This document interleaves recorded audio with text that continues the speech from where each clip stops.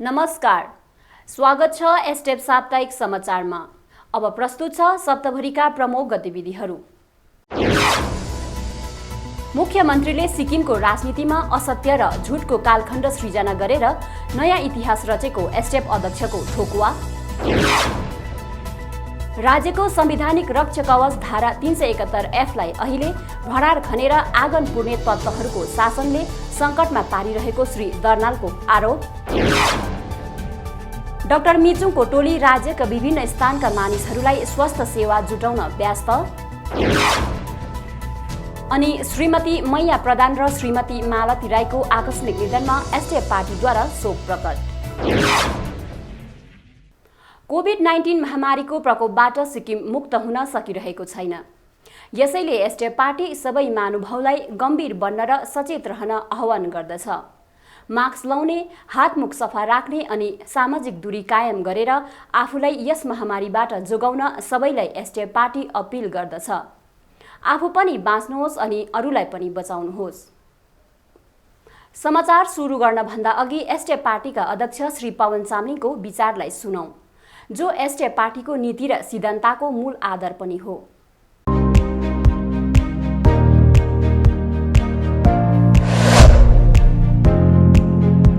सिक्किम र सिक्किमेली जनताको हक हितको सुरक्षा हाम्रो एकमात्र लक्ष्य हो। पवन चामलिङ।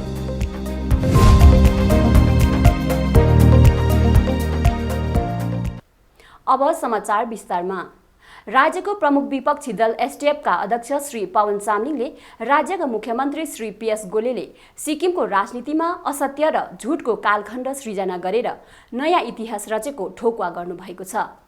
श्री चामलिङले भन्नुभएको छ, उनले सिक्किमको राजनीतिमा असत्य र झुटको कालखण्ड सृजना गरेर नयाँ इतिहास रचेका छन्। झुट बोलेरै पनि सफलता आर्जन गर्न सकिन्छ भन्ने उदाहरण पनि उनैले पेश गरेका छन्। उनले कानुनको राजलाई झुटको राजमा फेरिदिएका छन् र प्रजातन्त्रलाई प्रेमसिंह तन्त्रको रूपमा स्थापित गरिदिएका छन्। उनले नै राजनीतिमा गोले तन्त्रको सुरुवात गरेका छन्।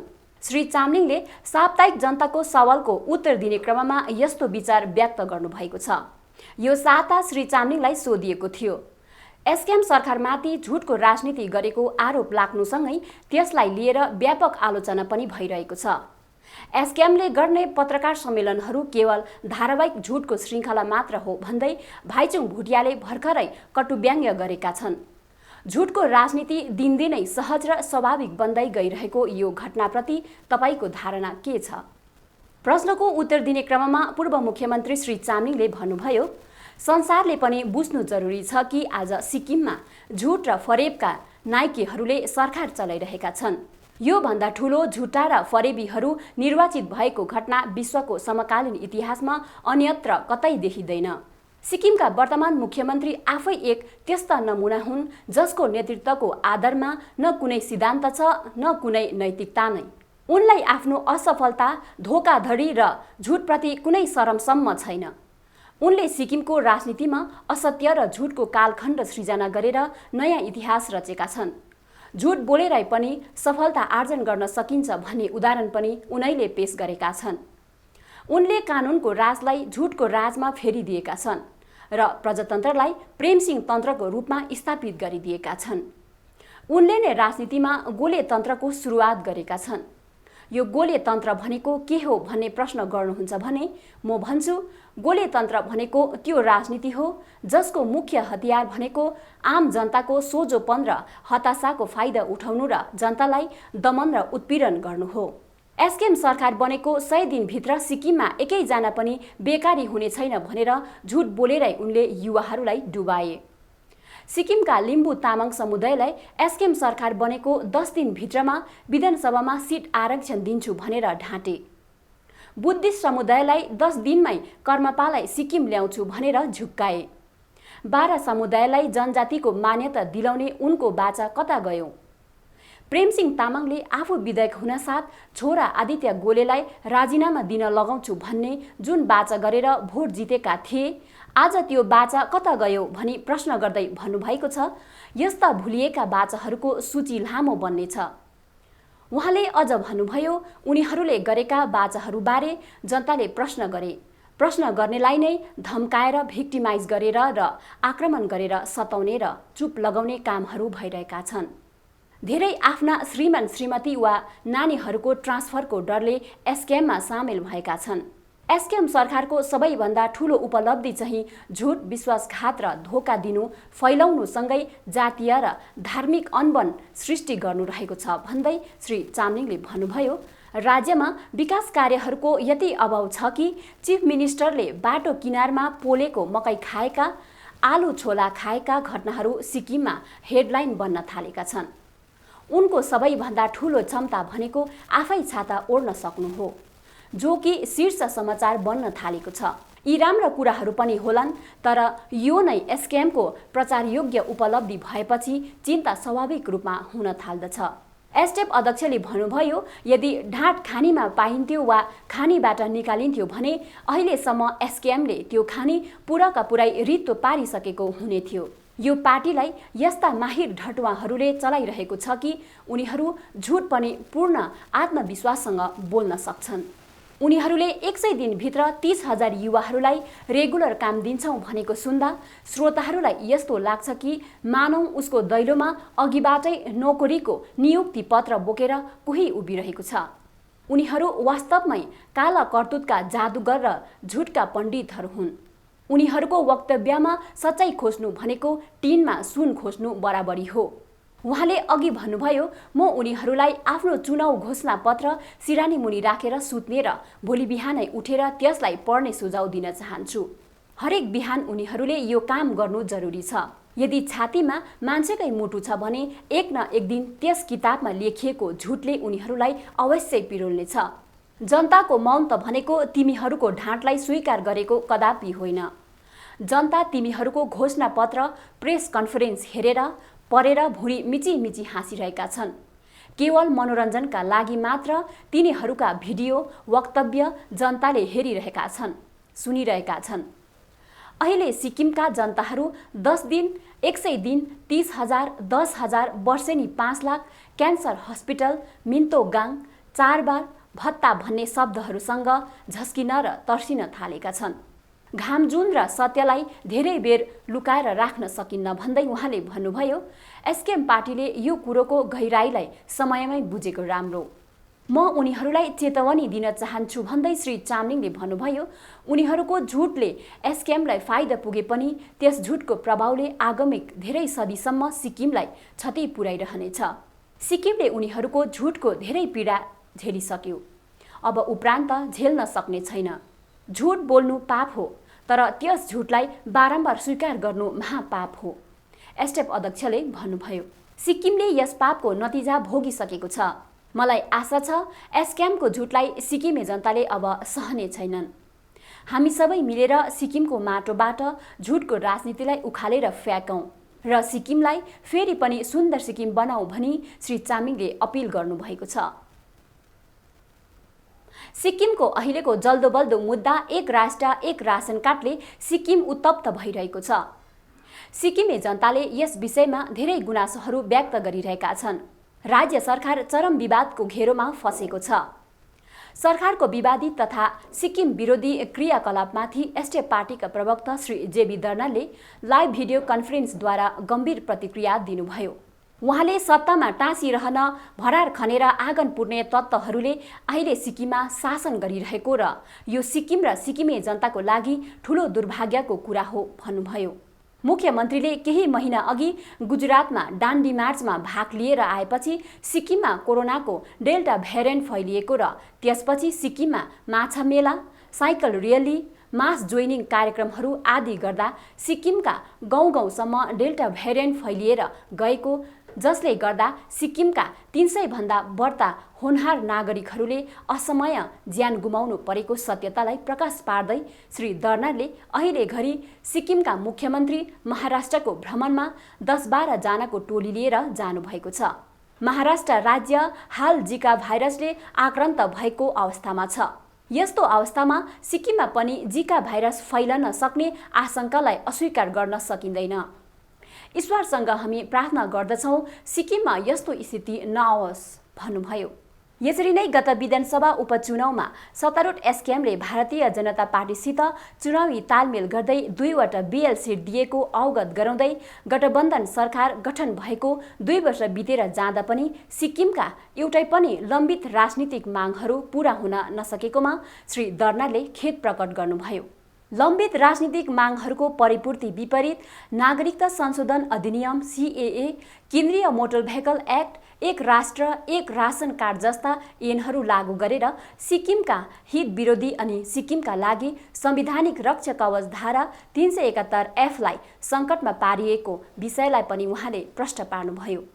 यसका साथै श्री दर्नालले एक राष्ट्र एक रासन कार्ड जस्तो सिक्किमको जनसाङ्ख्यिकीलाई गम्भीर प्रभाव पार्ने ऐन लागू गर्न भन्दा अघि एसकेएम सरकारले सिक्किमको सबैभन्दा ठूलो पञ्चायत सिक्किम विधानसभामा यसमाथि कुनै छलफल गरेन, विपक्षी पार्टीहरूलाई विश्वासमा लिएन। बरु शिलङमा पूर्वोत्तर परिषदको बैठकमा भाग लिएर फर्कन बित्तिकै हठात बिना कुनै सोच विचार यसलाई लागू गरियो। एसडिएफ पार्टी राज्य सरकारको यस सिक्किम विरोधी धारा 371F विरोधी कदमको तीव्र शब्दमा विरोध गर्दछ। राज्यका खाद्य मन्त्रीले भर्खरै आफ्नो घरबाट एउटा भिडियो रिलिज जारी गर्दै एक राष्ट्र एक रासन कार्डले सिक्किमको लागि संवैधानिक धारा 371F लाई कुनै प्रभाव पार्दैन, म ग्यारेन्टी गर्छु भनी दिएको वक्तव्य पनि निन्दनीय छ। उनले सिक्किम विधानसभामा यस विषयमा बहस डाकेर उक्त ग्यारेन्टी दिने कुरा गर्नुपर्ने थियो। मन्त्रीले रासन कार्ड र एटिएम कार्ड एउटै हो भनी दिएको वक्तव्य पनि निन्दनीय छ।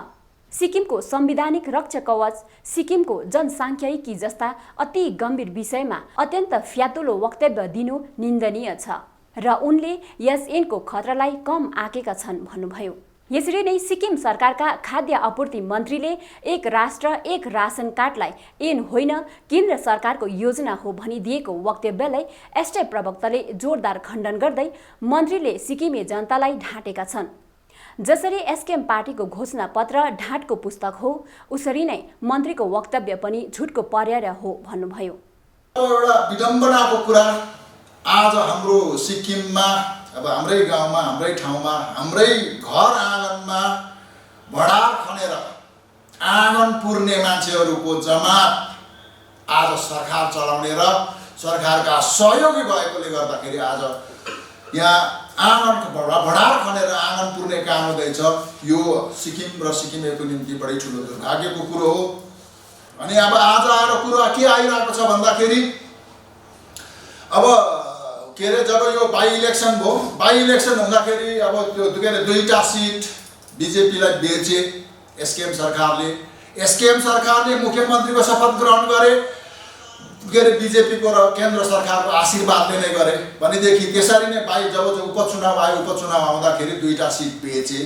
त्यो पनि कसको सिट बेचे भनेर भन्दाखेरि सिक्किमको ट्राइबल सिट बेचे, बीएल सिट बेचे। एउटा गान्तोक बीएल बेचे, एउटा राङ्गे साङमार्तमको बीएल सिट बेचे। त त्यति बेच्दाखेरि उनीहरूले के भनेको थियो भनेर भन्दाखेरि नोमिनेसन गरेर बाहिर निक्लेर चाहिँ भनेको थियो उनीहरूले कि अब सिक्किममा चाहिँ अब भारत सरकारसँग राम्रो तालमेल गर्नुपर्छ। तालमेल गरिसकेपछि सिक्किममा थाँतीमा रहेका जति पनि पुराना मागहरू छन्, मुद्दाहरू छन्, यी जम्मै कुरा हामी हल्कासँग पार लगाउँछौँ भनेर भनेको थियो। तर आज यो के अरे गठबन्धनको डबल इन्जिनको सरकार बनाएको पनि आज 2 वर्ष भयो। तर आजसम्म सिक्किममा न लिम्बू तामाङको सिट आयो, न कर्म पायो, न 12 जात गोष्ठीले के अरे मुक्ति पायो, त्यो जनजातिको मान्यता पायो। तर त्यो केही नपायो भने पनि अब आज के पायो भनेर भन्दाखेरि चाहिँ आज CAA भनेको नागरिकता संशोधन ऐन सिक्किममा भित्री आयो।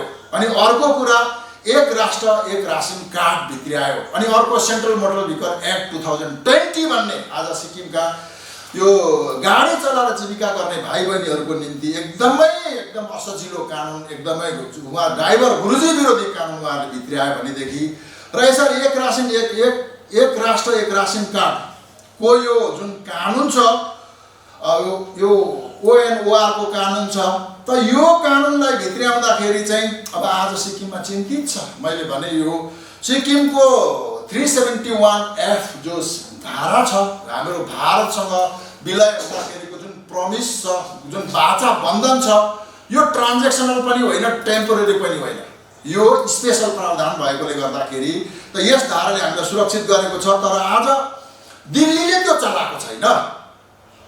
आज पार्लियामेन्टले 371F माथि कुनै छेडछाड गरेको छैन, यसलाई अतिक्रमण गरेको छैन। तर दुःखलाग्दो कुरो के छ भनेदेखि आज सिक्किमका जनताले परिवर्तनको नाममा भोट दिएर जसलाई सरकारमा पुर्याए, आज ती सरकारमा पुगेका सरकारहरू चाहिँ सिक्किम सरकार, एसकेएम सरकार चाहिँ आज सिक्किमको पुरानो कानुनहरू मास्नुमा एकदम लागिपरेका छन् यिनीहरू। त अब अहिले एउटा कुरा सुने मैले, अब यो एक राष्ट्र एक रासन कार्ड लागू गर्दाखेरि चाहिँ 371F लाई के अरे उल्लङ्घन हुँदैन, धोका हुँदैन भन्ने कुरा उहाँहरूले एकदमै ग्यारेन्टी दिनुभएको छ। भनेदेखि चाहिँ त यो यत्रो जनविरोधी कानुन जब सिक्किममा लागू गर्नु थियो भनेदेखि चाहिँ त यो कानुन बारेमा चाहिँ अब हामीले अस्तिको प्रेस कन्फरेन्समा भनेको थियौँ कि यो कानुनको बारेमा चाहिँ सिक्किम सरकारले विधानसभामा बहस गर्नु पर्थ्यो नि त। विधानसभा भनेको न एसकेएमको न एसडिएफको, त्यो समग्र सिक्किमे जनताको एउटा शक्तिको केन्द्र हो। त्यो एउटा सबैभन्दा ठुलो पञ्चायत घर हो जहाँ चाहिँ सिक्किम र सिक्किमे जनताको भविष्य तय हुन्छ, भविष्य तोकिन्छ भनेदेखि त त्यहाँ लगेर बहस गर्दा डिस्कस गर्दाखेरि चाहिँ यो एसकेएम सरकारको के जान्थ्यो। अनि आज यो त्यस्तो बहस नगरेर चाहिँ आज एउटा साधारण कार्यक्रममा के अरे यो चिन्तन भवनको एउटा साधारण कार्यक्रममा यस्तो ठुलो कानुनलाई केही नसोचिकन केही नबुझिकन एउटा केही नगरिकन एउटा मुख्यमन्त्रीको उपस्थितिमा र के अरे विभागीय मन्त्री राखेर उहाँहरूले यो कानुनलाई सिक्किममा लागू गरे र सिक्किममा लागू गरिसकेपछि उहाँहरूले बोले हौ। अनि अचम्म कुरा चाहिँ के छ भनेदेखि उहाँहरूले बोल्नुभयो, के बोल्नुभयो भन्दाखेरि यहाँ हाम्रो वार्ता भन्ने पेपर है, हजुरहरू राम्रो हेरिदिनुहोस्, हाम्रो वार्ता भन्ने पेपर यो एसकेएम पार्टीको उहाँहरूको मुखपत्र, यसमा लेखेको छ।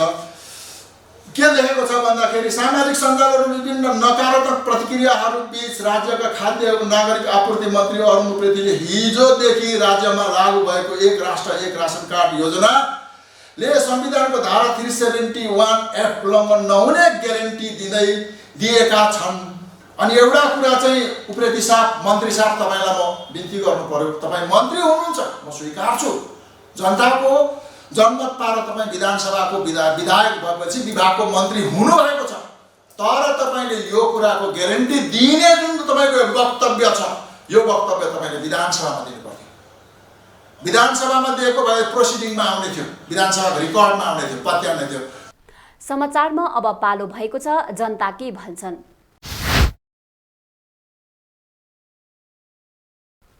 परिवर्तनले जनतालाई धोका भएको जनताले बुझ्न थालेका छन्। बिस्तारै सिक्किमे सजग नागरिकहरूले आफ्नै घरमा झण्डा फेरेर एसडिएफ पार्टीको झण्डा लगाउन थालेका छन्। यस्तै एकजना महानुभावले भर्खरै सत्तारूढ दलको झण्डा झारेर आफ्नो घरमा एसडिएफको झण्डा लगाउनु भएको छ। हेर्नुहोस् उहाँले के भन्नुहुन्छ।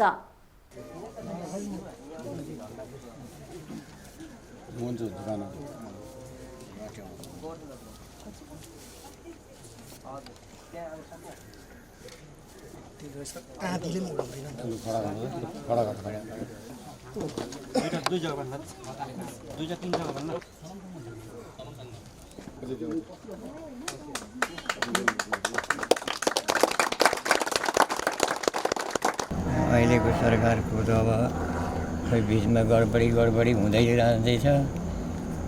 त्यही कारणले गर्दाखेरि हामीले फेरेको कुरा नै ठिक रहेछ भन्ने विचार भएर फेर्यौँ।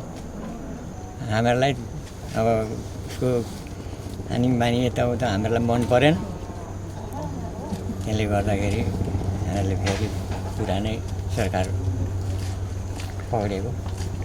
पहिला शान्ति पनि थियो, तर अहिले अलिक अशान्ति पनि फैलिँदै जाँदैछ। भविष्यमा झन् कस्तो होला के होला,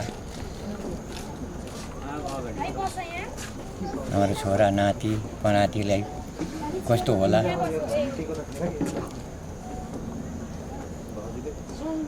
अन्त हामीहरूले पुरानै ठिक लागेर झन्डा फेरेको।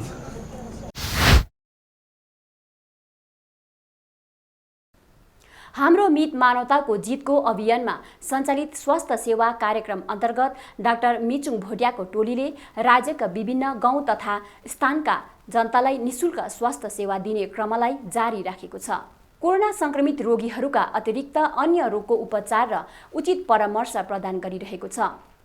गत हप्ता यस टोलीले कोरोना संक्रमित जाँच प्रक्रियासँगै आवश्यक विभिन्न रोगहरू औषधि रोगीहरूलाई वितरण गरेको छ। यसरी नै सोचेगाङ नयाँ अस्पताल तथा विभिन्न गाउँहरूका बिमारीहरूलाई पनि भेटेर स्वास्थ्यबारे जानकारी लिँदै आवश्यक सहयोग उपलब्ध गराएको छ। यसका साथै विभिन्न स्थानका आर्थिक विपन्न परिवारका 67 जना हाइपरटेन्सन, डायबेटिक, गाउट, थाइरोइड आदि जस्ता बिमारीले ग्रसित रोगीहरू यस टोलीले भेटे। भेटघाटको क्रममा निशुल्क औषधि साथै आवश्यक खाद्य सामग्री प्रदान गरेको जानकारी डाक्टर भुटियाले हाम्रो संवाददातालाई दिनुभएको छ। एसडिएफ पार्टी पश्चिम जिल्ला कार्यकारिणी समितिका सचिव श्री दीपक प्रधानकी माता मैया रानी प्रधानको गत 6 अगस्तको दिन देहान्त भएको छ। टासीडिङ बजार निवासी स्वर्गीय मैया प्रधानको आकस्मिक निधनमा एसडिएफ पार्टीले गहिरो शोक प्रकट गरेको छ। आफ्नी ममतामयी आमा गुमाएकी श्री दीपक प्रधान तथा उनका परिवारलाई यस अपूरणीय क्षतिको सामना गर्ने ईश्वरले शक्ति प्रदान गरून् तथा दिवंगत आत्माले मोक्ष प्राप्त गरून् भनी एसडिएफ पार्टीले कामना व्यक्त गर्दै संवेदना प्रकट गरेको छ। यसरी नै एसडिएफ पार्टीकी कर्मठ चेली मोर्चा सदस्य श्रीमती मालती राईको गत 5 अगस्तको दिन उपचाराधीन अवस्थामा सिलगढीको एक अस्पतालमा देहान्त भएको छ। श्रीमती राईको निधनले एसडिएफ परिवारलाई शोकाकुल तुल्याएको छ। स्वर्गीय राई पश्चिम सिक्किमको चुम्बुङ ब्लक अन्तर्गत वार्ड नम्बर 3 स्कुल डाँडा निवासी श्री सतन कुमारकी धर्मपत्नी हुनुहुन्थ्यो। उनको निधनमा एसडिएफ परिवारले शोक सन्तप्त परिवारमा हार्दिक संवेदना व्यक्त गरेको छ। एसडिएफ साप्ताहिक समाचारमा आजलाई यति नै। अर्को साता हामी फेरि नयाँ गतिविधिहरू लिएर आउने बाचा गर्दै आज भने बिदा माग्दछौँ। नमस्कार।